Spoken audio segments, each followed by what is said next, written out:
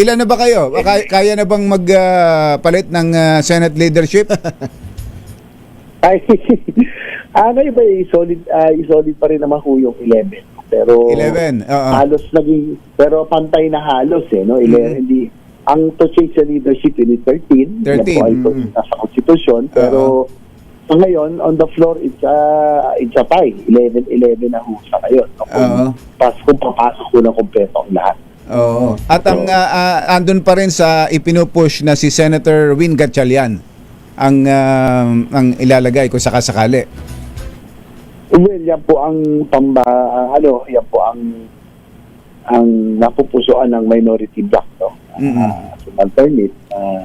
Ganoon naman po yan no? Pero sa akin na po ay itong sa Senado naman, minority, majority, ang importante trabaho. And more than often than not, lalo na Box Jerry na sa taon ko dyan. Nagkukosta yung party lines, lalo na kung sa mga sa mga importanteng panukala. No? Pero ngayon lang, siyempre ako, I have to be honest, nalulungkot ako sa nangyayari sa Senado bilang institusyon dahil siyempre, matagal na rin po ako dyan. Ako'y nasa pangalawang termino. Mahal ko po ang institusyon ng Senado.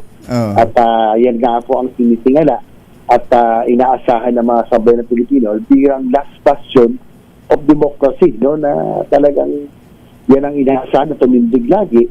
So, tama. At siyempre, nalulungkot ako sa totoo lang dahil kahit papano merong damage ang institusyon sa ngayon sa mga recent events na kailangan natin sana pag-isipan lahat na kaming mga senador, paano natin maibalik. Sana pag-isipan natin, majority man o minority, paano natin maibalik ang tiwala ng taong bayan, paano natin maibalik ang dignidad ng Senado.